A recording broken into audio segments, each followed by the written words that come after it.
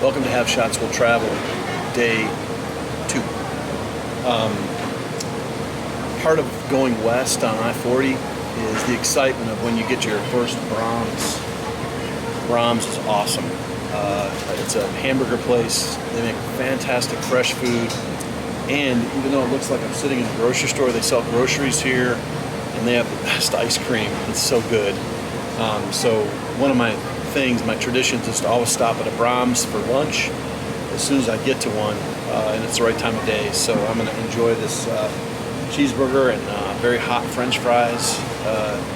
Brahms is like different from fast food. It's always quality, and man, I love quality. So I'm going to just actually show you what it's like in here. So grocery store, and then there's the fast food stuff and the ice cream. Amazing, amazing. Love this place. So I-40 is great and all that, and heading west, but it gets boring on the super slab. So I decided I would go see my friends up at Bedford's, up in Springdale. And then I asked around about a great road. And one of the guys that works at Bedford's is a motorcyclist like me. And he told me about 71. So I'm on, I think it's a State Road 71. I'm south of Winslow, Arkansas. And it's just a gorgeous road, man. It's beautiful. It just twists and curves, and it mostly follows the contour of the top of the mountain, so it's undulating up and down. It's just gorgeous. And I'm running down 71 south back towards 40, and I run across this place. It used to be called the Vista Motel, and it is just awesome. I mean, this would be a great place for a shoot. This is vintage 1940s, 50s, when there was no interstate. And this is a stone structure. It's all like built of stone. And it's like just a big old long motel that was built right on the edge of a cliff that looks off into the distance. So I'm going to show you, I'm just going to walk around a little bit and show you this. It's fantastic. And someone has clearly bought this property and they're renovating it. And over here, like in the old days, everywhere you stayed, like these are the motels, the motel rooms. But over here would have been like the office where you checked in and paid and stuff. And probably they had food in there. It's probably a little diner. And somebody's working on that building. They put a new roof on it, and they've sided it, maybe extended it a little bit. But this is going to be a real show place someday. I can really tell this is just gorgeous. Getting off the super slab sometimes is so essential. If you think about where we're at in the country, the St. Louis is north of me and far to the east, which means we're in the west. The Gateway Arch is the gateway to the west. That's what it was built for, to symbolize the St. Louis. When you got through St. Louis, you were now in the west. So a big chunk of Arkansas is really western United States. It's just cool to like be off the beaten track. You know, the entire interstate system is convenient and it's fast, but it also sanitizes the experience of America. And so being off on these 2-lane roads, following the contours of the land, when you're on a road that parallels a river, for instance, it's always going to be interesting driving. And you're always going to see things you'd never see from the interstate. So I love these little tiny pockets of, I mean, this place right here is not much different from 1950, how it looked back then. And it's just such a target-rich environment for photography. I love it. And by the way, I'm using the Sony ZV-1 as the only camera that I brought with me on this trip. I wanted to travel super light, and I wanted to be able to do vlogging very easily. And it's just a perfect solution because it's got the hot shoe on it. So when I want to use a wireless mic, I can actually do that, even though it's a little point and shoot. Very useful piece of equipment for me, and really good tool for vlogging. I was shooting the property, and then as I was leaving, I ran into Christy here, who is half owner of this gorgeous motor court. You think it's from 1930s? 1938. The motor court was built. And you were saying that the white parts of the building is where you pulled car in, right? Yes. Because it was a motor court, so you had to have a place to put your car. Yep. And what made you come here to do this? I tried to get my husband to stop 4 times. On the 3rd time, You mean here, this here. place? Okay. We would go for a drive, and we took my brother out here one time. He's from Dallas. We took my kids out. Yeah. You know, we we'd just be randomly driving. Yeah, randomly right by aim. here. and I'd be like, oh, there's that place again. Pull in, honey. Yeah. And when do you think? Do you have any idea about when it might be open, or because you're going to have it? We're going to do Yeah. rentals, right? Yes. We just need the pandemic to be over. I know, but you know, it kind of is a good thing to have during the pandemic because you can get away, you can be outdoors, Right. not near anybody, not in a hotel. Exactly. I'm a big fan of two-lane highways. I ride a motorcycle. Yes. I'm a sports car enthusiast. Oh, I love it. I'm driving from Knoxville to Phoenix. Well, I'm going to northern Arizona to see my in-laws who've been cooped up in the cabin since March. And sometimes I just have to get off the big super slab. Absolutely. And I got to go find Me too. America. And I'm Me too. so glad Hey, that I you found your found place. it. There it is. America. America. It's right under her hat. That's awesome. Thank you so much. It's really nice to You're meet so you. welcome. Good to meet you. All right, cool. This is the place to come, the Cattlemans Club, Oklahoma City. It's just about 4 miles off the interstate. You just no excuse not to come here. It's amazing. They got salad came out.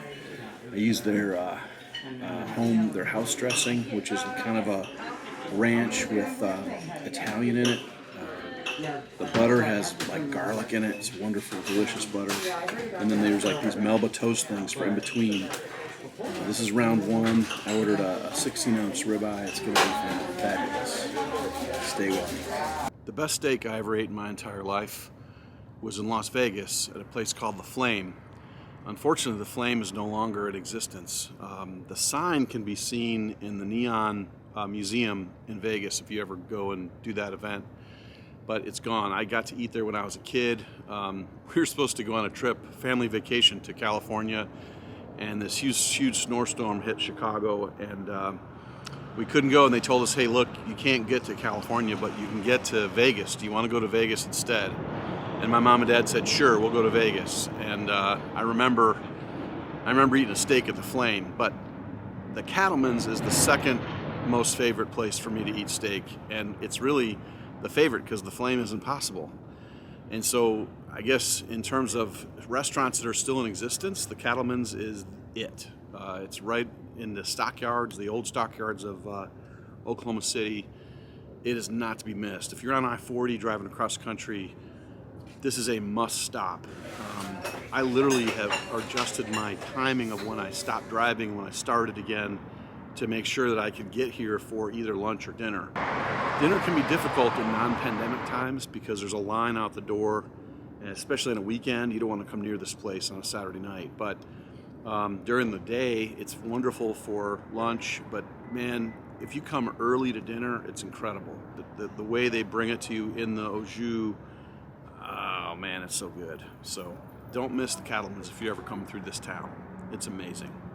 Ever since the nation was born, there's been a thirst and a hunger to go west. The travels of Lewis and Clark are a great example of that. Pushing, they were basically spies working for Jefferson, trying to explore and see just how far things went. And they were looking for a path to the Pacific Ocean. Fast forward into the late 1700s, early 1800s, where the railroad was the huge expansion tool that America used to kind of conquer the West. Sadly, Native Americans came out on the very bad end of that stick. And Oklahoma is a proud state that has hundreds and hundreds of thousands of Native Americans. We owe them a great debt that will probably never be paid, sadly. But here in the distance behind me is the downtown Oklahoma City. The Cattleman's restaurant where I just ate is in the old stockyards. It's called Stockyard City now. It's kind of been a little bit gentrified. They're trying to bring it back. But the restaurant that I ate in tonight was started in 1910, and it's been in continuous operation since then. And it's a great example of when you have a restaurant that ain't broke, don't try and fix it. Just keep bringing awesome steaks to people, perfectly prepared. There's probably 2 to 3 times as many waiters and wait staff in the Cattlemans as a normal restaurant. And so you're constantly being asked, is there anything I can do for you? Do you have everything you need? Are you ready for dessert? Blah, blah, blah. It's a combination of the most excellent service, the most awesome steaks, all of the ingredients that they use in the restaurant in its entirety are really of highest quality.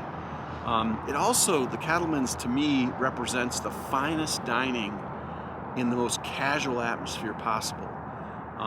And if you go there for the first time, don't worry, you don't have to have cowboy boots, jeans, and a big, huge 10-gallon hat on to get in, but it helps. I think sometimes they get better seats than the rest of us, but man, it's such a good place to come. And for me, traveling west is about eating. I mean, I hate to say it, I don't have a lot of vices, but man, that's eating, and overeating is one of them. But I waited all day and really paced myself today. I didn't even finish lunch because I knew I was going to come here tonight.